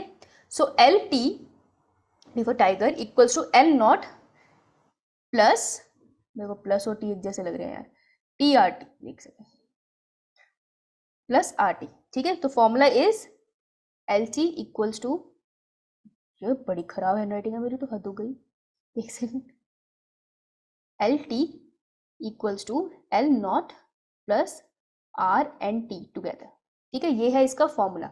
तो तुमसे ना मैक्सिमम वो ये पूछ सकते हैं कि क्या चीज क्या रिप्रेजेंट कर रही है। तो एल टी का मतलब है टाइम टी, जब मैं उसको ऑब्जर्व कर रही हूँ। एल नॉट का मतलब है जब मैंने स्टार्ट की थी अपनी ऑब्जर्वेशन, तो यहाँ पर आ जाएगा एल नॉट लेंथ, कि कितनी लेंथ थी, L stand for length, length तो लिखा ही नहीं मैंने, सॉरी। तो प्लांट की कितनी लेंथ थी जब मैंने स्टडी स्टार्ट करी, तो ये एल नॉट। प्लांट की कितनी लेंथ है जब मैं स्टडी यहाँ तक पहुंच गई, लेट से, तो दिस इज एल टी, ठीक है। तो एल नॉट एल टी की वैल्यू तुम्हें पता होनी चाहिए, अगर वो तुमसे पूछ ले तो, मतलब तुम्हें यहाँ कुछ याद नहीं करना है, मैं तुम्हें टर्म्स का मतलब बता रही हूँ। So L T equals to L naught, R stands for growth rate, कि कितने रेट पे वो ग्रो कर रहा है। तो ग्रोथ रेट तुम्हें निकालने के लिए आएगा नहीं, पर यहाँ पे जो वैल्यूज होगी वो ग्रोथ रेट होगी। And T stands for time, जितने टाइम पीरियड के लिए तुमने उसको ऑब्जर्व किया। अब तुम प्लांट की ग्रोथ ऐसे थोड़ी ऑब्जर्व करोगे एक एक दिन में, तुम कम से कम 2-2 3-3 हफ्ते का गैप तो लोगे ना, तभी तो तुमको प्लांट ग्रो होता दिखेगा। It's a very slow process, right. तो ये इसका फॉर्मूला है जो आपसे मैक्सिमम पूछा जा सकता है, और इसकी मीनिंग आपको पता होनी चाहिए। Done. Yes ma'am. Ma'am. Screenshot ले लिया? Yes ma'am. Yes ma'am. Time क्या हुआ है? 6:54 6:55 मैम। ठीक, आ जाओ ज्योमेट्रिकल ग्रोथ पे। तो हमें एरिथमेटिक ग्रोथ तो समझ में आ गया, और तुमको एरिथमेटिक ग्रोथ ना मोस्टली प्लांट के अंदर दिखाई देगी, ठीक है। लेकिन स्टिल जो मेरिस्टेमेटिक सेल्स है जो टिप्स पे पड़े हैं, उनमें तुमको ज्योमेट्रिकल ग्रोथ दिखती है। तो मैं मेरिस्टेमेटिक सेल की बात कर रही हूँ। All dividing cells are meristematic. यार इसका क्या मतलब है? इसका मतलब है ये सेल है, मैंने डब्बा बना दिया, तो ये है मेरा मेरिस्टेमेटिक। ये डिवाइड हुआ, किससे डिवाइड होगा? माइटोसिस या मियोसिस? माइटोसिस। कितने सेल बनाऊं, एक या दो? दो। मैम दो। बेटा सारे सेल, दोनों सेल कैसे हैं? मेरिस्टेमेटिक होंगे। Meristematic cells, that is what you have to remember. ये भी आगे माइटोसिस कर देगा। Yes ma'am. Yes ma'am. कैसे सेल बनेंगे? Yes ma'am. मेरिस्टेमेटिक बनेंगे, बिल्कुल बनेंगे। Yes ma'am. सारे मेरिस्टेमेटिक सेल बनेंगे, राइट। तो ऐसे ही ग्रोथ चलती जाएगी। So this is a geometrical growth, okay. तो 1 से 2 बना, 2 से 4 बना, ठीक है। अब मैंने आगे ग्रोथ बनाऊंगी तो 4 से कितना बना? 8 ठीक है। तो इनिशियली जो ग्रोथ होगी वो स्लो नहीं होगी। तो देखो जब इनिशियली एक सेल था, उससे 2 सेल बना, तो तुम्हें ना प्लांट की हाइट में ज्यादा ग्रोथ नहीं दिखेगी। फिर 2 से 4 सेल बन गए, तब भी तुम्हें इतनी ग्रोथ नहीं दिखेगी। फिर 4 से 8 सेल मिल गए, चलो फिर भी थोड़ी ग्रोथ है। 8 से कितने बनेंगे? 16 अब तुमको प्लांट में विजिबल ग्रोथ दिखेगी कि यार अब ग्रोथ बहुत ज्यादा हो रही है। और 16 से कितने बनेंगे? 32 32 32 से कितने बनेंगे? 64 64 तुम देख रहे हो कि प्लांट की ग्रोथ पहले तो स्लो थी, लेकिन उसके बाद तुम्हें सडनली प्लांट में ज्यादा ग्रोथ दिखाई देगी। तो ये जो ग्रोथ होती है ना, ज्योमेट्रिकल ग्रोथ स्टार्ट में इजी होती है, उसके वो तेज हो जाती है। तो ऐसी ग्रोथ को हम कहते हैं एक्सपोनेंशियल ग्रोथ। ठीक है, तो इनिशियली ग्रोथ जो होगी वो होगी स्लो, फिर तुम लेटर देखोगे यार ये तो एक्सपोनेंशियल होगी। एक्सपोनेंशियल मतलब बढ़ती चली जा रही है, बहुत जल्दी से इंक्रीज हो रही है। और एंड में तुम देखोगे वो स्लो डाउन हो जाएगी। क्यों? क्योंकि मेरिस्टेमेटिक सेल्स है उसको सडनली बहुत ज्यादा साइज में इंक्रीज कर रहे हैं, लेकिन उसके बाद एनवायरनमेंट भी तो असर करेगा ना। एनवायरनमेंट भी तो चल रहा है, तो एनवायरनमेंट में उस पौधे पे कुछ कीड़े वीड़े भी आके लगेंगे, राइट। तो जो पीछे के प्लांट थे वो सड़ गए, पीछे का पार्ट उसने खा लिया। अब बेचारा मेरिस्टेमेटिक सेल पीछे के पार्ट हील कर रहा है, नई ग्रोथ से पहले वो जो टूटे टूटे सिस्टम है उन सबको हील कर रहा है, नए पत्ते बना रहा है, नई स्टेम बना रहा है, राइट। तो फिर जो ग्रोथ होती है वो थोड़ी स्लो डाउन हो जाती है, तो उसको हम कहते हैं स्टेशनरी। लेकिन स्टेशनरी से ये मत समझना ग्रोथ रुक गई है, वो बस स्लो डाउन हो गई है। ठीक है, यही Yes, ma'am. अब यही बात मैं तुमको ग्राफ में दिखाऊं, तो इसका ग्राफ कुछ पहले तो ग्राफ मैं पेज छोड़ा नहीं मैंने ग्राफ बनाने का, ग्राफ में दिखाऊं मैं? मैम बोलो। प्रीवियस स्लाइड ये वाली, ये वाली। यस मैम हो गया क्या? अब देखो ग्रोथ, यहाँ पे लिख देती हूँ मैं टाइम कोऑर्डिनेट, राइट। और मैं यहाँ पे डाल देती हूँ increase in weight, I guess wait कर लेते हैं हम लोग प्लांट का, या तुम हाइट कर लो, हाइट पढ़ रहे थे यार हम, हाइट करते हैं क्यों कंफ्यूज करना है। तो इनिशियली ग्रोथ तो स्लो थी ना, तो पहले तो मैं इसको 0 से स्टार्ट कर सकती हूँ इस ग्राफ को, कोई दिक्कत नहीं है, मैं स्टार्टिंग से पढ़ रही हूँ इसको। इनिशियली ग्रोथ धीरे है, लेकिन फिर एक फेज आया जहाँ ग्रोथ बहुत तेज है, तुमको बिल्कुल स्ट्रेट लाइन जैसा दिखेगा। और फिर एक फेज आएगा जहाँ पे ग्रोथ थोड़ी धीरे हो गई है, हो रही है पर अब धीरे हो गई है। तो कर्व कैसा बन रहा है? कर्व बन रहा है कुछ ऐसा, Sigmoid. है ना। तो ऐसे वाले कर्व को हम बोलते हैं सिग्मोइड कर्व, राइट। तो ऐसे वाले ग्राफ को बोलते हैं सिग्मोइड। और ऐसा कर्व तुम्हें किसकी और ग्रोथ में मिलता है? कौन सा माइक्रोब था? बैक्टीरिया। बैक्टीरिया की ग्रोथ में भी तुमको सिग्मोइड कर्व मिलेगा। एक पेट्री डिश में बैक्टीरिया डालोगे ना, पहले वो स्लो ग्रोथ करता है, फिर वो एकदम से ग्रो करता है, और फिर उसकी पॉपुलेशन कम हो जाती है क्योंकि खाने की कमी होती है। तो ये वाला जो फेस है, this is a log face. Ma'am ऐसा तो लॉजिस्टिक ग्रोथ कर्व में भी था। हाँ बिल्कुल था, वहां भी ऐसे ही होता है, राइट। उसके बाद ये है हमारा एक्सपोनेंशियल फेज। नेचर में जनरली यही कर्व मिलते हैं। और लास्ट में हमारे पास कौन सा कर्व आ गया? स्टेशनरी, स्टेशनरी है ना। तो इनिशियल जो स्लो फेज है ना, उसको लॉग फेज भी कहते हैं। इस पे क्वेश्चन बनता है। डन? यस मैम अच्छा, तुम्हारे को, हाँ, अगर तुमको ऐसा डर लग रहा है ना कि 11th हम पढ़ रहे हैं और हमारे तो बोर्ड्स आ रहे हैं, हमारे बोर्ड्स की कैसे तैयारी होगी, तो तुम्हारी बोर्ड्स की तैयारी हो जाएगी, राइट। अगर तुम कांटेक्ट करोगे और तुम बोलोगे तुमको बोर्ड्स में मदद चाहिए किसी भी चैप्टर में, टॉपिक में, तो उसकी तैयारी हो जाएगी। लेकिन 11th मत छोड़ना, अभी तुम्हारे पास टाइम है, ठीक है। Log phase is the phase जहाँ पे ग्रोथ बहुत स्लो है, ये इनिशियल वाले फेज को कहते हैं बेटा। तो सिर्फ अभी का टाइम है तुम्हारे पास 11th प्रिपेयर करने का। जो कर लेगा वो नीट निकाल लेगा, और बहुत सारे बच्चे आराम से नीट निकाल सकते हैं, राइट। और तुम्हें किसी भी रिसोर्स की जरूरत है तो तुम अप्रोच कर सकते हो, क्वेश्चन लगाने के लिए चाहिए, थ्योरी पढ़ने के लिए चाहिए, ठीक है। लेकिन एब्सेंट होना स्टार्ट मत करना, ओके। ये ma'am Yes, ma'am. Yes ma'am क्योंकि 12th तो सब कर रहे हैं, 12th तो सब कर रहे हैं, लेकिन अगर तुमको कुछ एक्स्ट्रा चाहिए तो एफर्ट तो थोड़े से एक्स्ट्रा लगाने पड़ेंगे ना दूसरों के कंपैरिजन में। तो ये तुम्हारा एक्स्ट्रा एफर्ट है। तो अभी जैसा करा रही हूँ वैसा करना, और जहाँ हेल्प चाहिए बेहिचक मांग लेना, लेकिन एब्सेंट होना मत स्टार्ट होना, राइट। क्योंकि तुम्हें सीरियसली वेट करने की जरूरत नहीं है, स्कूल के साथ और एक ही ड्रॉप के साथ निकल जाएगा, और ड्रॉप्स लेने की जरूरत नहीं है, और एक भी ड्रॉप लेने की जरूरत नहीं है, यहीं से निकल जाएगा, ओके। एटलीस्ट हम कोशिश तो कर सकते हैं ना, पूरी कोशिश करेंगे तो हमें पता भी चल जाएगा कि हमें एक और बार कोशिश करनी है या नहीं, या फिर जरूरी नहीं है एक ही पेपर है, इंडिया में बहुत सारे पेपर है, तो जब मेहनत करोगे तो कोई तो निकलेगा, राइट। तो देखो इसका फॉर्मूला क्या है, W, क्योंकि हम वेट करें तो मैं W लेते हैं ये, ठीक है। इसका फॉर्मूला है W 1 इक्वल्स टू W0ERT। तो ये T नहीं है, 1 है, ठीक है। तो 1 स्टैंड फॉर फाइनल साइज। तो यहाँ पे साइज की बात कर रहे थे, तो मैं इसको ना, तुम कंफ्यूज ना हो ना, मैं इसे साइज लिख देती हूँ, ठीक है। हाइट, हाइट की जगह साइज वर्ड डाल देती हूँ ताकि कोई कंफ्यूज ना हो।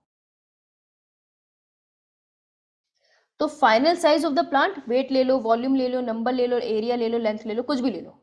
Initial size of the plant जो था उसको W0 से रिप्रेजेंट करूंगी, मतलब ये वाला पॉइंट है W0 और ये वाला मेरा पॉइंट है W1, ठीक है। Equals to R, growth rate, कितनी ग्रोथ हुई है उसकी, तो ये छोटा वाला R लिखेंगे कि फॉर्मूला में छोटा है, sorry my bad, Chhotu R कर दो। And time, time of growth हमने जैसे ऑब्जर्व किया है इसको, फॉर एग्जांपल 2 मंथ्स ऑब्जर्व कर लिया, तो वो टाइम पीरियड मैंने नोट कर लिया। तो ये इसका फॉर्मूला है, तुम्हें फॉर्मूले की आइडिया होना चाहिए कि ये फॉर्मूला कौन सी ग्रोथ को रिप्रेजेंट कर रहा है। तुमसे ये बेसिक क्वेश्चन पूछा जा सकता है, ठीक है। Done? Yes ma'am. Yes ma'am. Photo लो इसकी। Done ma'am. ऑलराइट, अब मैं थक गई, बूढ़ी हो गई हूँ मैं, previous जाती हूँ। ले भाई ले, तू पहले प्रीवियस स्लाइड ले, डन मैं मेलो ड्रामा भी ना करूँ, है ना। ये प्रीवियस स्लाइड, ग्रोथ के लिए कंडीशन क्या है? मैम एक्सक्यूज, एनसीईआरटी बुक में मैम जो आपने लॉग फेस बताया था मैम, वो तो लैग फेस लिखा हुआ है। Yes ma'am. उसको मैम लैग वो फेज तो भी कह लैग सकते लिखा हैं, हुआ लैग फेज भी कह सकते हैं ना। है। Okay ma'am. हाँ, कुछ बहुत सारी टर्मिनोलॉजीज होती है ना, तो उसमें वो वाली लिखी होगी ठीक है। Okay ma'am. ओके, चलो। कंडीशंस फॉर ग्रोथ, अगर तुमको ग्रो करना है, तुमको ग्रो करना है तो तुमको क्या क्या चाहिए?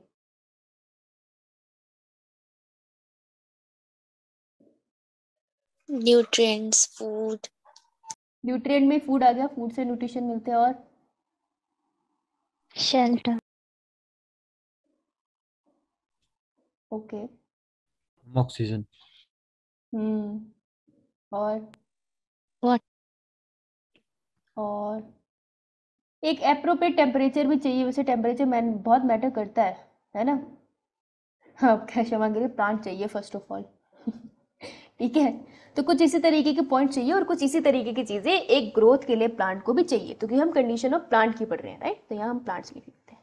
तो प्लांट्स के केस में ना हम शेल्टर को हटा के लाइट डाल देंगे। आई होप किसी को प्रॉब्लम नहीं होगी इसमें, ठीक है, क्योंकि प्लांट तो कहीं ना कहीं ग्रो कर ही जाते हैं। तो मैं शेल्टर हटा देती हूँ, लाइट डाल देती हूँ। तो ये कुछ फीचर्स है जो आपको चाहिए एक प्लांट की ग्रोथ के लिए, तो इसे टिक कर लो। आपका ऐसे क्वेश्चन आ सकता है, which of the following is not required for the growth of a plant.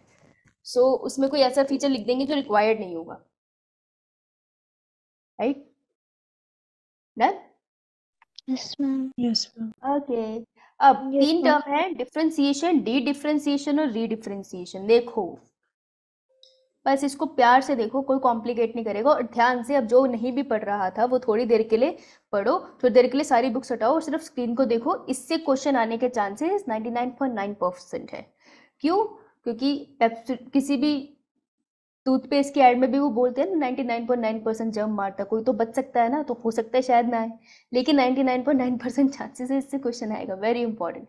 तो डिफरेंशिएशन क्या होता है? एक सेल है और एक सेल में मैंने ऐसे लाइन खींच के बनाया, तो कौन सा सेल है मेरा? ये मेरिस्टेमेटिक सेल है। ये हमारा शैतान बच्चा है और इसने पेपर वूपर की तैयारी करके पेपर दिया और उसका रिजल्ट निकल गया कहीं ना कहीं।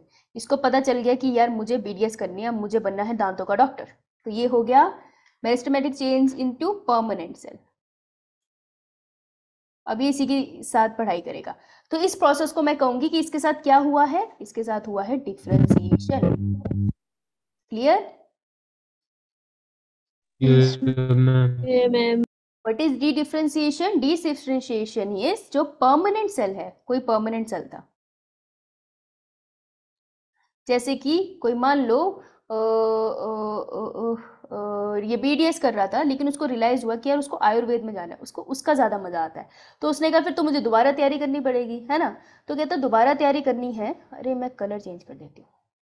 तो अगर इसको दोबारा तैयारी करनी पड़ेगी परमानेंट सेल, तो इसको बिल्कुल बेसिक पे जाना पड़ेगा ना, बच्चे की तरह पढ़ना पड़ेगा। तो ये दोबारा से कोई परमानेंट सेल अगर मेरिस्टेमेटिक सेल बन जाए तो उस प्रोसेस को हम क्या कहते हैं? हाँ, तो डी का मतलब होता है रिवर्स कर दो, रिवर्स हो गया, है ना?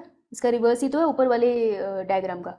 तो डी डिफरेंशिएशन, ठीक है।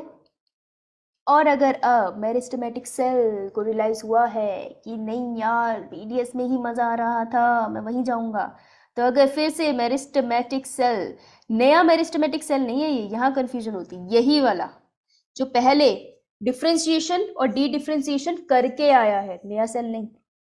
तो जो पहले ही डिफरेंशिएशन और डी डिफरेंशिएशन करके आया, अगर वो दोबारा से डिफरेंशिएशन में जा रहा है तो मैं उसको कहूंगी री, ये मतलब दोबारा, री आ जाती है ना, पेपर में फेल हो जाते हैं, तो दोबारा डिफरेंशिएशन, देन मेरिस्टेमेटिक से वो दोबारा से परमानेंट में चेंज हो रहा है, तो मैं उसको कहूंगी री डिफरेंशिएशन।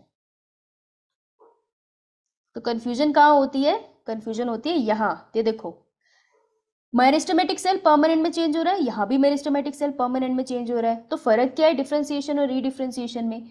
डिफरेंशिएशन में मेरिस्टेमेटिक सेल नया नया सा है, वो परमानेंट सेल में बदल गया, लेकिन रीडिफरेंशिएशन में जो मेरिस्टेमेटिक सेल आया है वो पहले ही परमानेंट सेल में एक बार बदल चुका है और दोबारा परमानेंट सेल में बदल रहा है, ठीक है, तो वो होती है रीडिफरेंशिएशन। समझ में आया? मैम। मैम। ओके, तो इसका स्क्रीनशॉट ले लो, it's very very important. Ma'am ये तीनों प्रोसेस एक दूसरे पे मतलब डायरेक्टली डिपेंड करेंगी। हाँ, डिफरेंशिएशन को कोई लेना देना नहीं है इससे, लेकिन डी डिफरेंशिएशन और रीडिफरेंशिएशन डिफरेंशिएशन होने के बाद ही होंगे। हाँ, डिफरेंशिएशन को कोई लेना देना नहीं, इससे क्वेश्चन आने के बहुत चांसेस है, डेफिनेशन आते हैं और घुमा देते हैं स्टेटमेंट में, तो तुम अपने दिमाग में याद रखना कि यार पहले तो दी आएगी, फिर उसके बाद डी और फिर दी आएगी, और फिर इसके बाद री आ जाएगी, इतनी सारी दी के बाद, और फिर डी आएगी, ठीक है, डी डी री, डी डी री, ओके राइट। अगर मैं इसको दोबारा से डाल दूं ना डिफरेंशिएशन में, परमानेंट सेल, बीडीएस वाले को रियलाइज हो कि नहीं मुझे फिर से आयुर्वेद में ही जाना है, तो मैं इसको क्या बोलूंगी? D differentiation. डी री डिफरेंशिएशन। चलो वो आएगा नहीं सिलेबस में तो अपा लिखेंगे नहीं, क्यों कंफ्यूज होना है। चलो, प्लास्टिसिटी क्या होती है? जब एनवायरनमेंट चेंज होता है तो प्लांट के अंदर भी चेंजेस आते हैं, फिजियोलॉजिकल चेंजेस आते हैं उस एनवायरनमेंट में एडजस्ट होने के लिए, उसको हम कहते हैं प्लास्टिसिटी। प्लास्टिक होता है ना, उसको कैसे भी मोल्ड कर लो, तो प्लास्टिसिटी भी बॉडी का यही फीचर होता है। जैसे हमारा ब्रेन है, उसमें भी प्लास्टिसिटी है, वो चेंजिंग एनवायरनमेंट के साथ नई मेमोरीज बना रहा है, तो वो प्लास्टिसिटी शो करता है। उसी तरीके से प्लांट में भी प्लास्टिसिटी होती है। To cope up with the changes in an environment, the plant organs also change in their structure, तो उसको हम कहते हैं प्लास्टिसिटी। अब इसका क्या मतलब है? इसका एग्जाम्पल है बटरकप, तो बटरकप के ऊपर क्वेश्चन बन सकता है, ठीक है। तो होता क्या है, जो बटरकप का प्लांट है ना, वो तुम्हें दो जगह पे मिलता है। देखो सारे प्लांट नहीं ऐसे कर सकते, बटरकप का प्लांट बहुत इंपॉर्टेंट एग्जाम्पल है, और भी एग्जाम्पल्स होंगे, हम इस पे फोकस करेंगे। ये तुमको टेरेस्ट्रियल पे भी मिलता है, ठीक है, मान लो मेरे घर के बाहर भी मिल रहा है, और ये मुझे एक्वेटिक एनवायरनमेंट में मिल रहा है, मान लो किसी झील में मिल रहा है, ठीक है। तो टेरेस्ट्रियल में हमने देखा कि जो बटरकप के लीफ है वो ऐसे है, मोटू है, ठीक है, उसके लीफ अच्छे खासे मोटे हैं, अच्छा सरफेस एरिया कवर कर लेते हैं।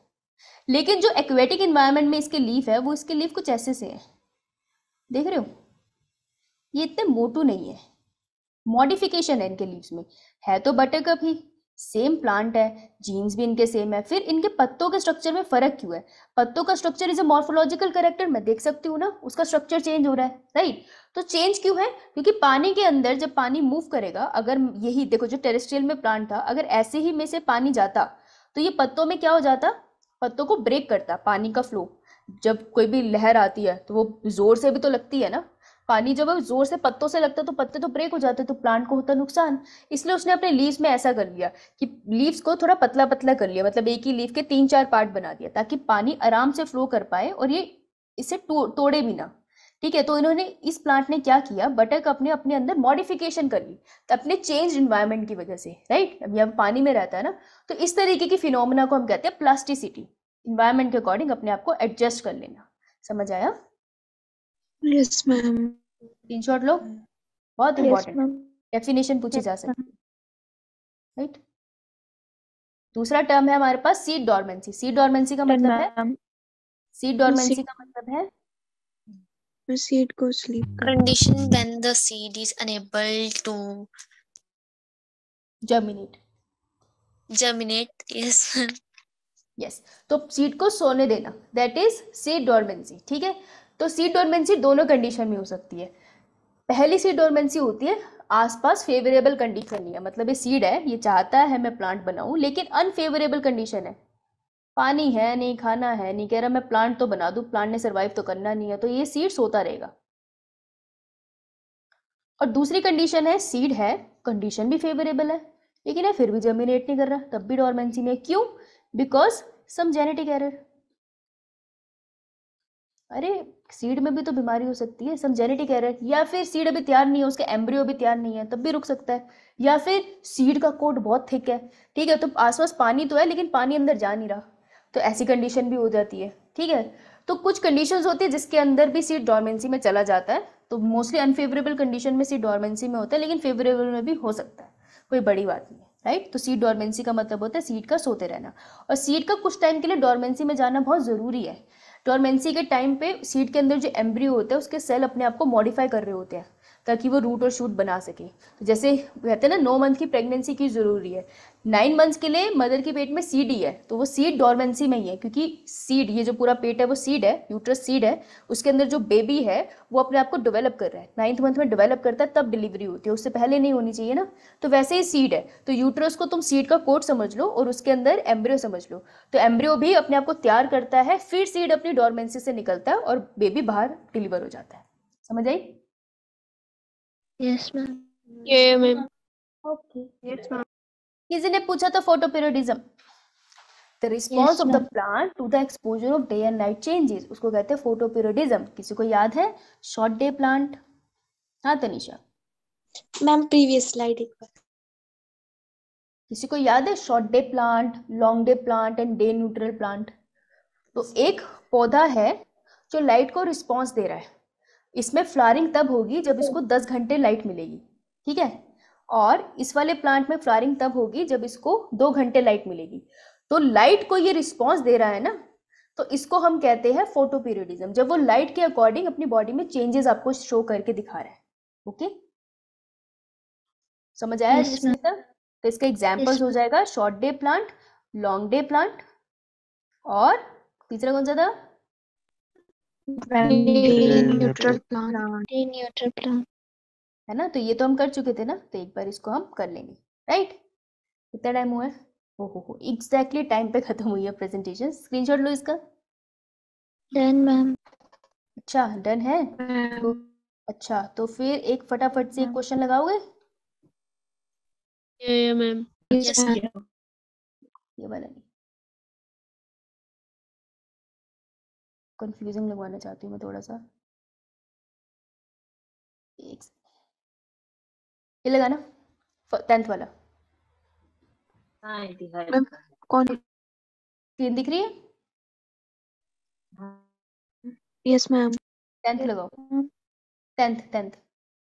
यस, ऑक्सीजन बहुत पहले पढ़ाया था ना, तुम भूल गए होंगे। किसकी क्लास है बेटा? मैम मेरी फिजिक्स। हेलो सर, बस सर एक क्वेश्चन। हाँ मैम। हाँ, oxygen can be bio acid. Bio acid मतलब ऑक्सीजन की कौन सा केमिकल का, ऑक्सीजन के केमिकल अमाउंट, जैसे एक टेस्ट ट्यूब है इसमें इतना अमाउंट था, दूसरी में थोड़ी सी कॉन्सेंट्रेशन थी, तीसरी में बहुत ज़्यादा कॉन्सेंट्रेशन है, तो इसका क्या इफेक्ट होता है प्लांट के ऊपर, उसको हम कहते हैं बायो एसे। बायो एसे करके पता करते हैं। तो इसके साथ मैंने एक ही कराया था, एवियाना कोलियोप्टेफर्वेचर। बायो एसे ऑक्सीजन में हमने पढ़ा था, जब वो रखता नहीं है अगार की छोटी सी स्लैब रख देता है और फिर भी देखता है कि प्लांट ऐसे बेंड करता है लाइट की तरफ, तो एक बार ऑक्सीजन वाले में पीछे जाके देखना, तुमको मिलेगा। इसका आंसर है सी। ओके, ये मैम। और कुछ करा ही नहीं है। हाइड्रोपोनिक्स तो मैंने तुम्हें भी कराया नहीं है, ये मैं तुम्हें रेस्पिरेशन में कराऊंगी, राइट। हाइपोकोटाइल इलोंगेशन भी नहीं करा हमने। लेटेस्ट हाइपोकोटाइल इलोंगेशन कौन से हार्मोन का फीचर था? जीए, Gibberellin. Gibberellin, right. और पोटोमीटर हम नहीं पढ़ते हैं यहाँ पर। ओके चलो, ये क्वेश्चंस मैं तुमको सेंड